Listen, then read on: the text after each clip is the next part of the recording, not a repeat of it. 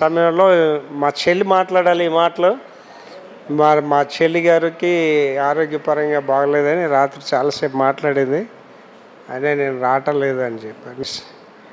మా ప్రసాద్ అయినా అరే నువ్వే మాట్లాడాలరా అని చెప్పాడు.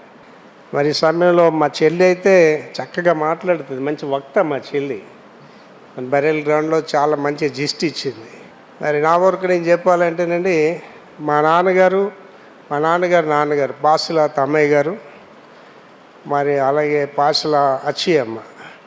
మరి ఆ రోజుల్లోనే మా తాతయ్య గారు ఆ కులాంతర వివాహం చేసుకోవడం వల్ల ఆయన్ని వెలివేస్తారు వాళ్ళు ఆ కులంలోంచి, క్యాస్ట్లోంచి.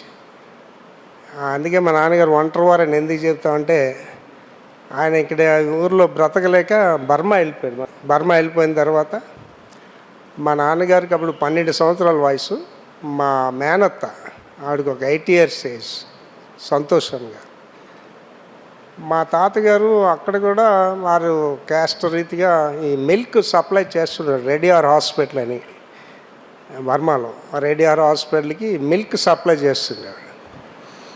ఆ హాస్పిటల్కి వెళ్ళడానికి ట్రైన్ ట్రాక్స్ దాటి వెళ్ళాలట. ఆ ట్రాక్స్ దాటేటప్పుడు ఒకరోజు అనుకోకుండా యాక్సిడెంట్ అయి చనిపోయారు.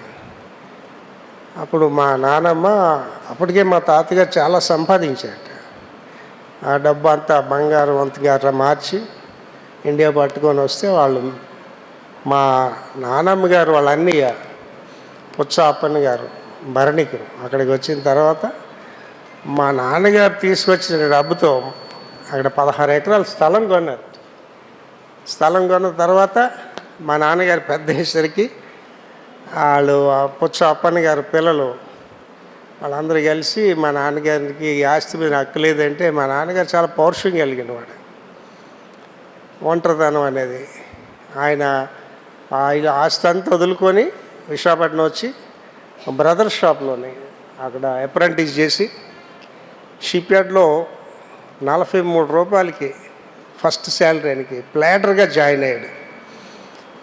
ప్లాడర్గా జాయిన్ అయ్యి ఆయన క్రైస్తవుడు. ఈజ్ ద ఫస్ట్ బాప్టిజం పొందిన ఆయన. పరవాడ బాప్టిస్ట్లో మొదటి బాప్టిజం పొందిన ఆయన మా నాన్నగారు. ఆ బాప్టిస్ ఇచ్చిన ఆయన ఎవరంటే మా పెద్దమ్మయ్య గొంపాని జోసెఫ్ గారు. మా నాన్నగారి యొక్క డిసిప్లిన్ లైఫ్ అది చూసి ఆయన చెల్లి, ఆఖరి చెల్లి జోసెఫ్ గారు అంటే మా పెద్దమ్మయ్య మొదటివాడు, మా అమ్మ 12వది.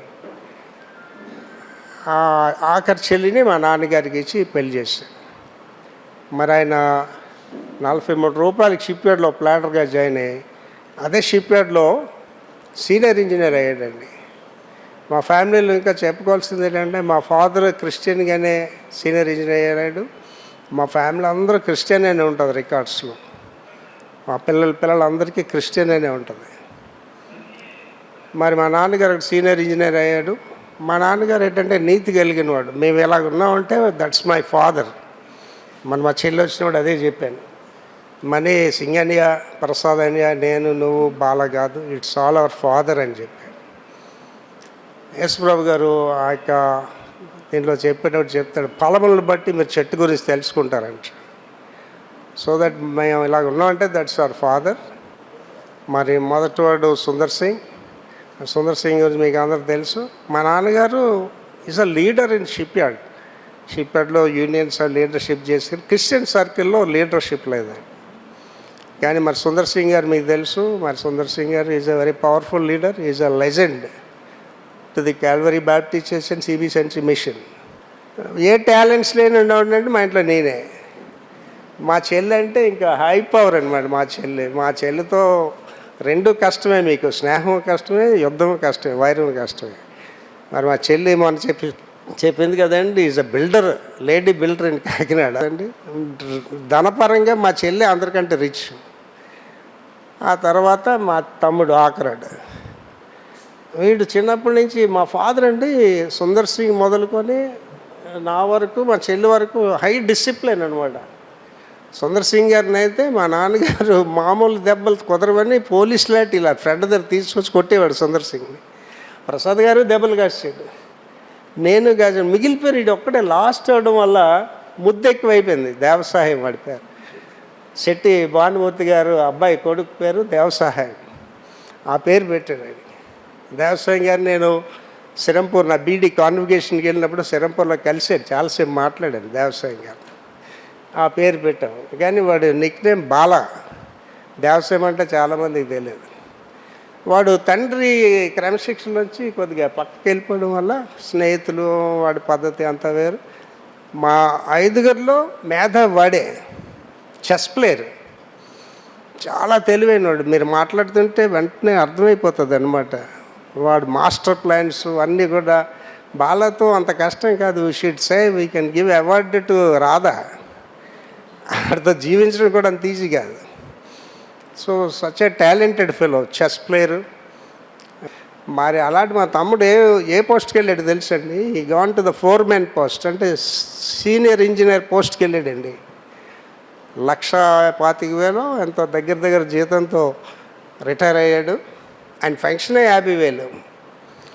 మరి అటువంటి ఉన్న స్థితికి వెళ్ళాడండి. చాలా తెలివి, మేధావి అనమాట. మరి లాస్ట్లో మా అన్నయ్య చెప్పిన సాక్ష్యం ఏంటంటే, వాడు 1 year నుంచి చాలా మారి సంఘ సేవలో చేసాడు. మరి 16,000 దశంభాగం ఇచ్చాడంటే ఒకసారి ఆలోచించండి, ఎంత దాతృత్వం కలిగిన వాడు. సేవకన్నిటికి ఇచ్చేవాడట. మరి ఈవేళ తమ్ముడు, నా వరకైతే నేను చాలా బాధపడ్డాను. ఎందుకంటే వాడిని ఎత్తుకున్నాం, చిన్నోడు కదా, వాడిని ఎత్తుకున్నాం. వాడు ఒకరోజైతే ఏడ్చాడు, తెల్లవారు లేచి ఉదయం అంతా చాలాసేపు ఏడ్చాడు. అంటే అది స్టీవెన్తో ఎక్కువసేపు నేను మాట్లాడతాను. బంధువులు ఎవరికి నేను ఫోన్ చేయను, వాడు ఫోన్లో ఎత్తాను కూడా నేను. స్టీవీ నేను చాలా విషయాలు, అంటే వాడు నేను లోక విషయాలే మాట్లాడాను, ఆధ్యాత్మిక విషయాలే మాట్లాడాను. అప్పుడు వాడికి కూడా చెప్పాడండి, మాయా మా గ్లోరియా జాన్ పీటర్ చనిపోయినాడు, మేము అనుభవించాం ఆ క్షోభ అన్నాడు. అవరకు నేను, అంటే మేము కలిసి ఉన్నాం, ఎక్కడైనా ఎదురైతే అన్నయ్య నమస్తే అని పలకరిస్తాను అంతే. ఆయన ఇంటికి నేను, మా ఇంటికి ఆయన రాడు. కానీ ఆ బ్లడ్ అనేది నేను మొన్న రియలైజ్ అయ్యానండి. చాలాసేపు ఏడ్చాను, అంటే ఎంత తమ్ముడు వెళ్ళిపోయాడు చిన్నోడని. తర్వాత మా డెత్స్లో మా ఫ్యామిలీలో సిమిలారిటీస్ ఏంటంటేనండి, మా నాన్నగారు 65 సంవత్సరాలుగా చచ్చిపోయాడు, సింగన్నయ్య 60 సంవత్సరాలుగా చచ్చిపోయాడు, వీడు 60 సంవత్సరాలుగా చచ్చిపోయాడు. మరి మా ఇంట్లో సేవాపరంగా నన్ను వేరే వాడుకుంటున్నాడు. మరి ప్రసాద్ గారు, సందర్శన్ గారు చేసిన పని వేరు చర్చికి, ప్రసాద్ గారు చేసిన పని వేరండి. ప్రసాద్ గారు వచ్చిన తర్వాత ట్రస్ట్ అనేది పెట్టి ఒక స్థిరత్వం కల్వరి చర్చికి ఏర్పాటు చేయించాడు ఆయన. ఆయన కూడా ఒక ప్రముఖుల్లో వస్తాడు. అంటే ఇంకెక్కడ చర్చ్ అనేది ఎక్కడ డిస్టర్బ్ అవ్వకుండా ఒక పటిష్టంగా వెళ్ళడానికి మార్గం వేసినాడు ప్రసాద్ గారు. కనుక మా తమ్ముడు చిన్నవాడు వెళ్ళిపోవడంటే అందరికీ బాధగానే ఉంటుందండి. So I believe 100% Devasayam is in the heaven. మా సింగన్నయ్య హెవెన్లో ఉన్నాడండి. సింగన్నయ్య ఈ డిడ్ లాట్ ఆఫ్ జాబ్. మా నాన్నగారు అంటే ultimate person, he's a king for us. మాకు రాజు ఆయనే, ఆయన వాళ్ళు ఎలాగుంటారు. అంతా మా చెల్లికి చాలాసేపు మాట్లాడి చెప్పాడు, మనం ముగ్గురే కదా ఉన్నాం చెల్లి, ముగ్గురం ఐక్యతతో ప్రేమగా ముందుకు వెళ్దాం అని చెప్పాడు ప్రసాద్ గారు. నా గురించి అన్న మరి ప్రార్థన చేయండి.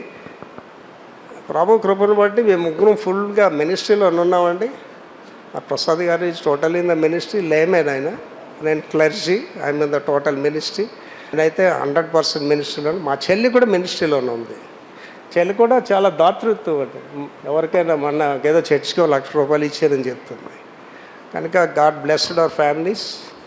I request all of you, keep me and my brother Prasad and Annamani and all the family members, ముఖ్యంగా పాప Radha and children, both the children, వాళ్ళ పిల్లల గురించి మీరు రోజు ప్రార్థనలో జ్ఞాపకం చేసుకోండి. I love you all.